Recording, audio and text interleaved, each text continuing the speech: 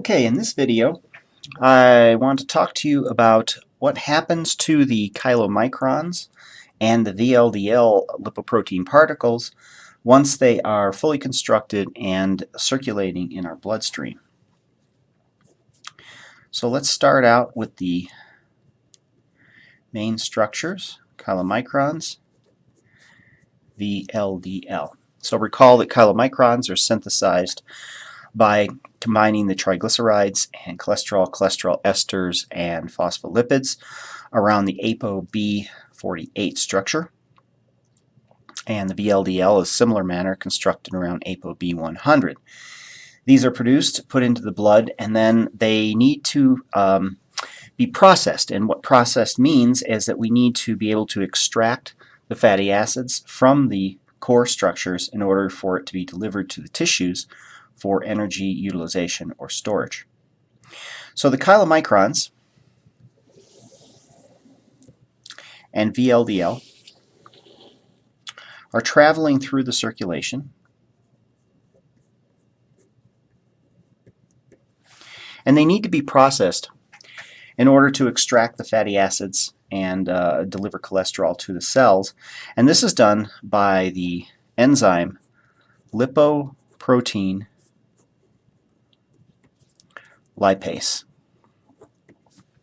Now, as it would be, the lipoprotein lipase is produced by the cells that need the fatty acids for either energy, which would be primarily skeletal muscle, cardiac muscle, or it's produced by the storage tissue, adipose tissue, in the adipocytes themselves. So what happens is, remember the orientation we have.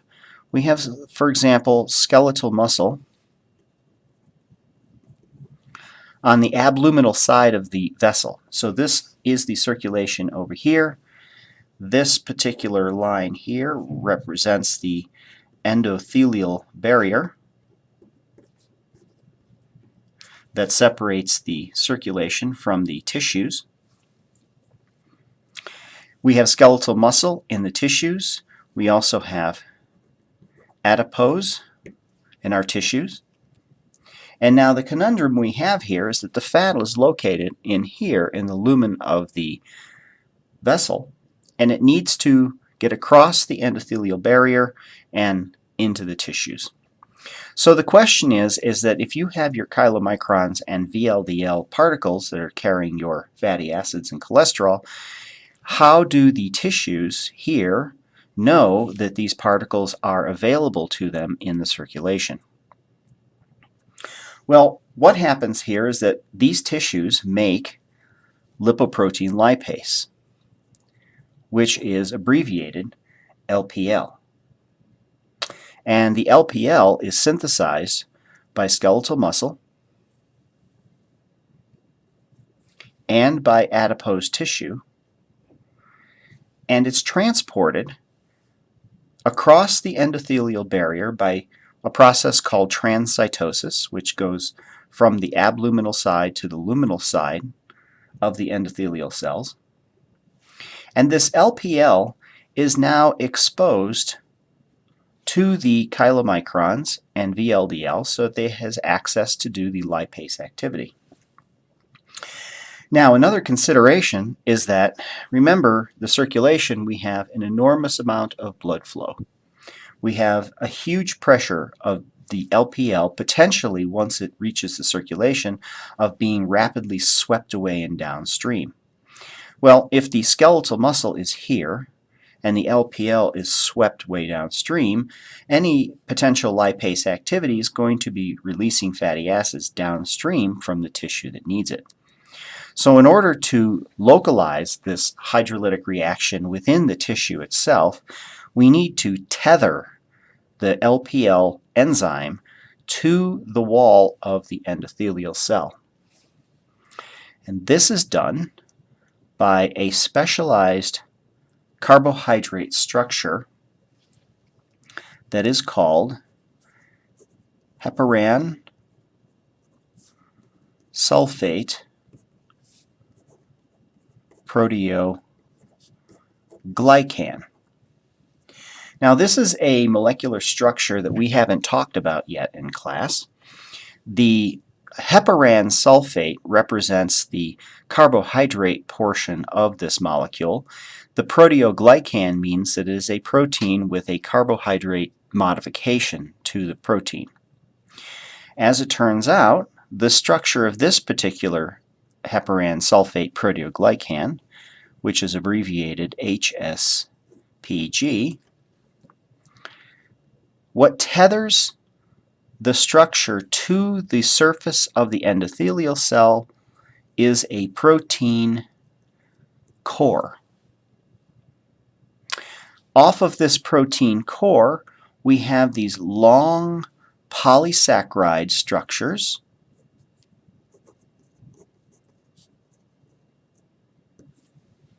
and these polysaccharide structures are represented by the heparan sulfate group.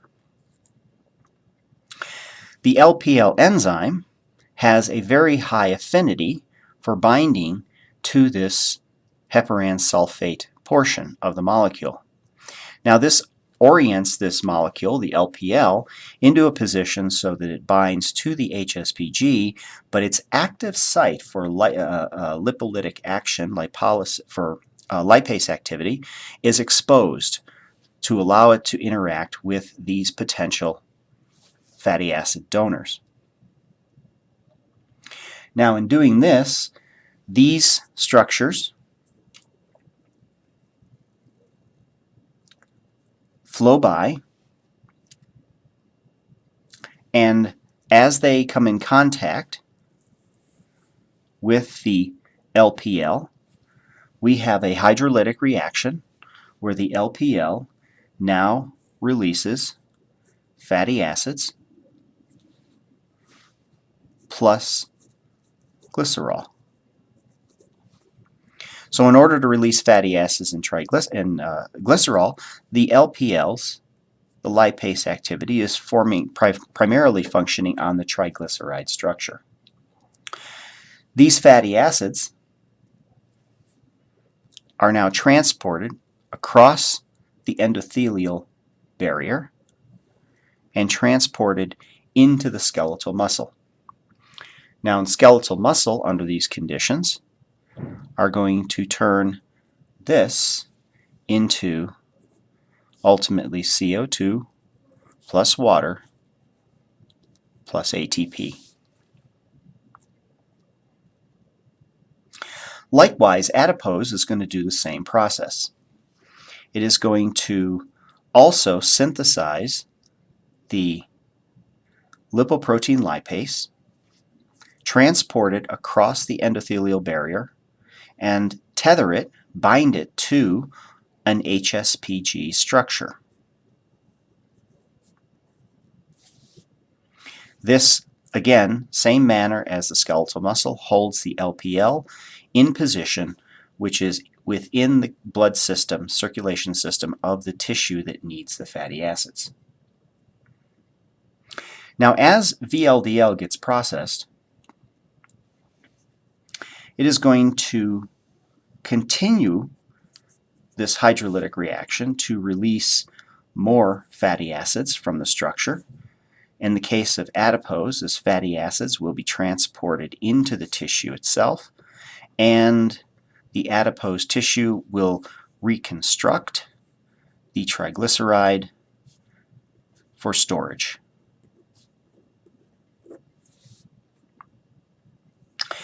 Now, recall about the density of VLDL. This is a very has low density, and that's because it has a very high lipid to protein ratio.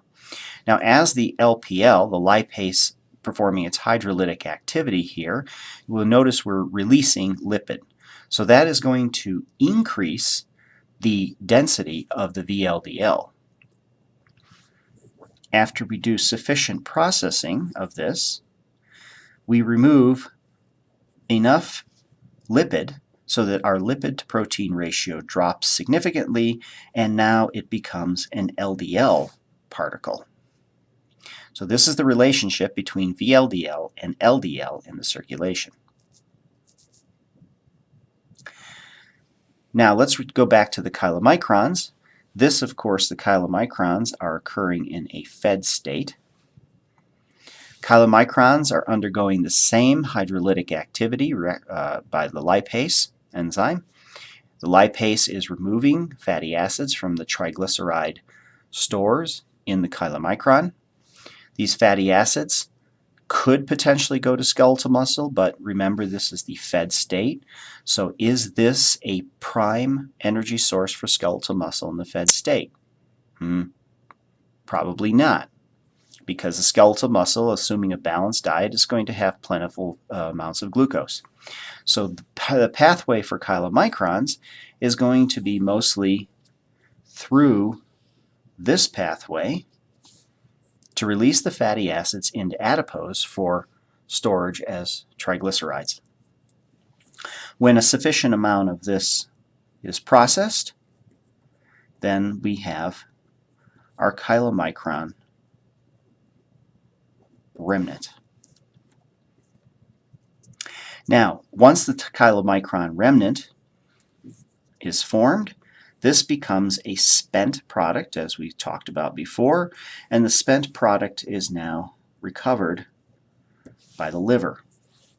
The liver again will disassemble the chylomicron remnant and reassemble it with ApoB100 as the skeleton protein and form the VLDL particle, which is then put back into the circulation, so ensuring that cells and tissue have an adequate supply of fatty acids in the fasting state. Now, the fate of LDL has two paths. The first one is that LDL can itself pass into the tissues.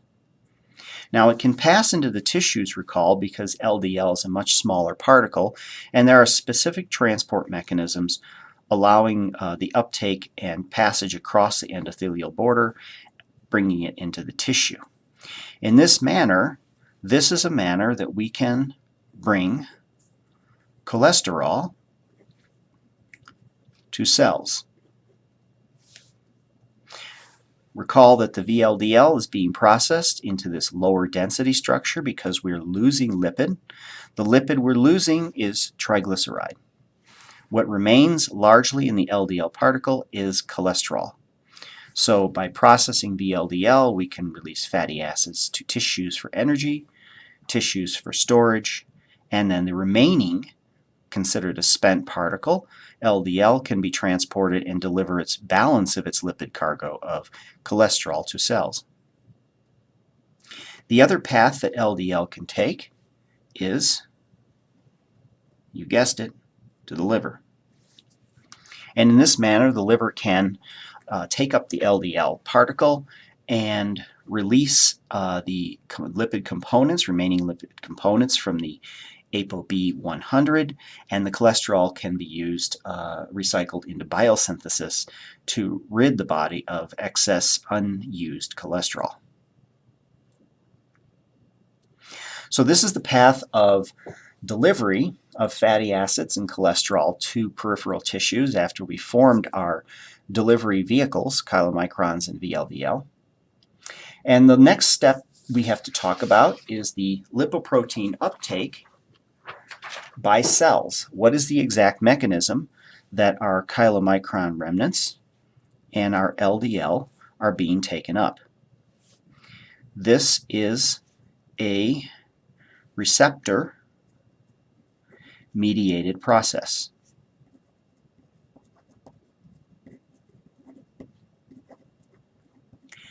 In other words, there are specific cell surface receptors on tissues, and in this case the liver, that can recognize these as ligands and cargo, bind them, and bring them inside the cell.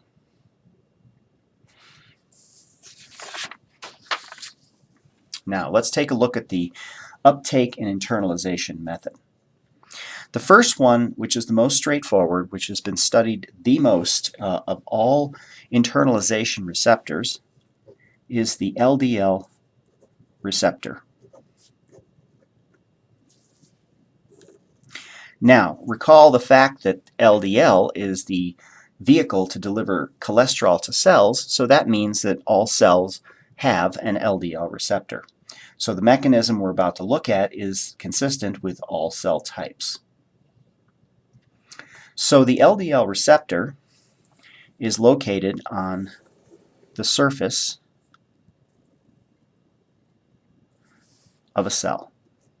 We have the N-terminal portion of the protein sticking out into the extracellular space. We have the C-terminal portion of the receptor sticking into the cytoplasm.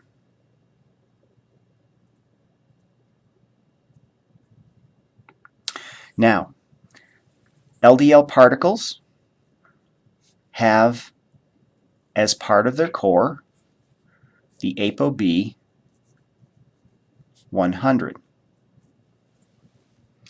Now, I mentioned that the ApoB 100 serves as the skeleton to form the VLDL particle by adding in the triglycerides, the phospholipids, the cholesterols, cholesterol esters.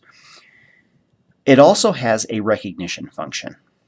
And this ApoB portion of the LDL particle itself can bind specifically to the LDL receptor. This is a high affinity interaction, and once this occurs, we have a pinching off of the membrane, an endocytic event, as it is called, endocytosis, and this process brings the LDL to the intracellular compartment of the cell. So once this vesicle pinches off, it will form a vesicle inside the cell that is called an endosome. Inside the endosome, we have our LDL receptor across the membrane, and we have our LDL ligand bound to the receptor. Now keep in mind the orientation, because this is an internalization event. The inside of this lumen, is consistent with the outside of the cell. And so therefore we have internalized the LDL into this endosomal compartment.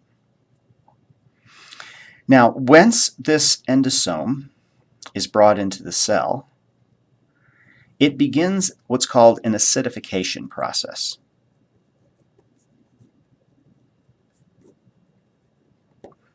The acidification is simply there to drop the pH within the lumen of the endosome. In doing so, this vesicle will now be able to separate the ligand from receptor. So the LDL will now dissociate from the receptor.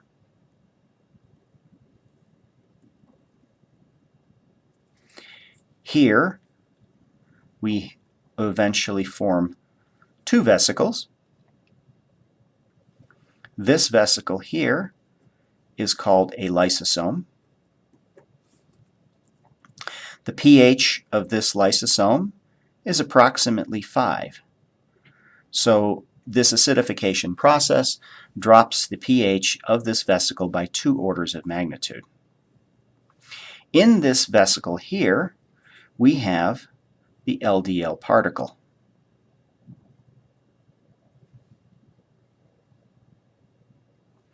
In this vesicle, we have the LDL receptor. So we have been able to separate by dissociating the binding from LDL from its receptor by acidification, dropping the pH, causing this dissociation, and now we're separating the cargo, the LDL, from its receptor. The receptor enters a vesicle that is called a recycling endosome. And just as that name indicates, this vesicle will recycle back to the cell surface. The vesicle will fuse with the plasma membrane, and the LDL receptor is now exposed to the outside to receive the next LDL particle that needs to be endocytosed. Now the LDL that is now localized in the endosome is going to be degraded by lipases, by esterases, to hydrolyze the remaining triglyceride that may still be associated, remove the cholesterol from the particle, proteases to break down the ApoB100, and these are all specialized hydrolytic enzymes that are called acid hydrolases, because these particular enzymes are different than the ones we've looked at before. The ones we looked at before were functional and neutral pH. These hydrolases work under acid conditions because they are in a late endosome or lysosome with a pH of 5.0. So therefore all of this cargo gets broken down, degraded, and discarded. So that's the uptake, the binding and uptake, internalization, and processing of the LDL particle. Now the chylomicron remnant also undergoes a receptor-mediated event, but it's slightly different because this is happening primarily on the liver. And we have to concern ourselves here with an anatomical structure called the space of Dissay. The space of Dissay is a space that is localized on the surface, between the surface of the hepatocyte and the circulation. So if the circulation is up here at the top of our drawing, these are endothelial cells, both of these structures. This is a pore, a gap between the endothelial cells, and then here we have the top of our hepatocyte, which is the primary site in the liver that is performing our metabolic functions. So the chylomicron remnant is in the circulation, and because of the porosity of the endothelium, the blood vessel here, it is able to freely enter the space of Dissay, which is this space occupied between the surface of the liver cell and the endothelial cell that serves as the junction of the circulation.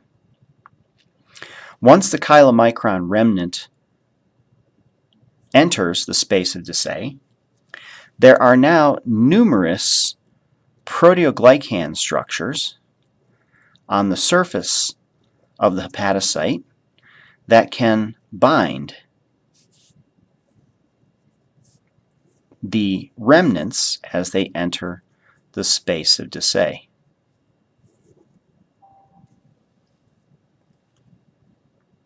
What this essentially does is it holds the remnants on the surface of the hepatocyte.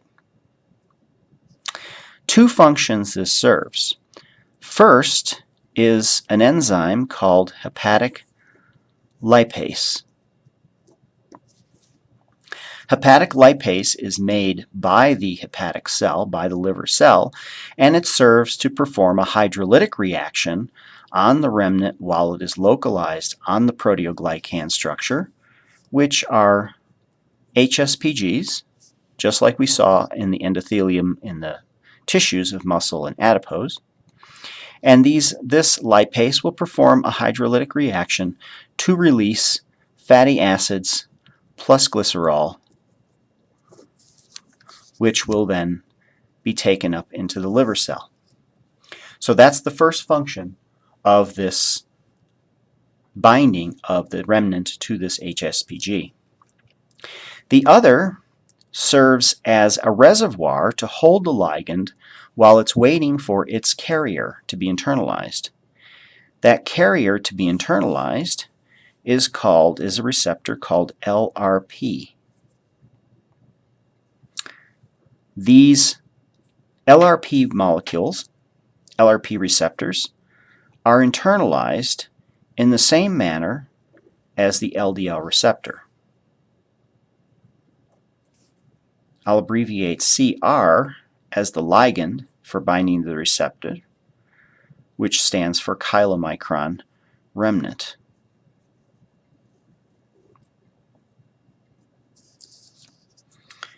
We undergo a dissociation event.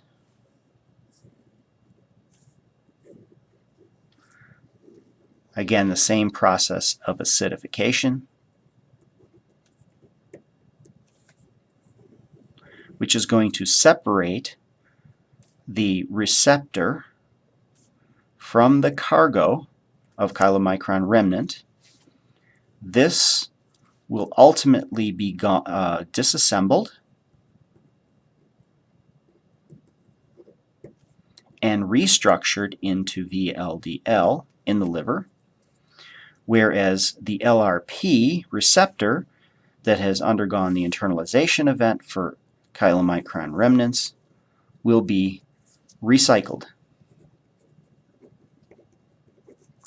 back to the surface of the hepatocyte, allowing for the next round of chylomicron remnant internalization.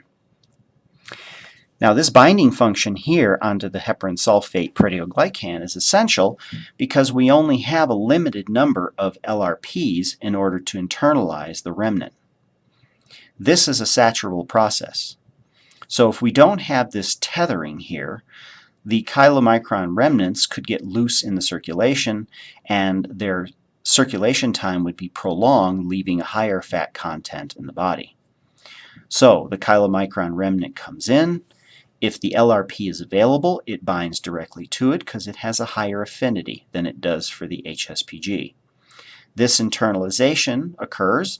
The LRP is no longer available until it's recycled, and so more chylomicron remnants come in, bind to the lower affinity site, and are held there, being processed by the lipase, so it's an early pre-processing. When the LRP is recycled back to the surface, chylomicron remnants can now dissociate from the HSPG, bind to LRP to undergo another round of recycling.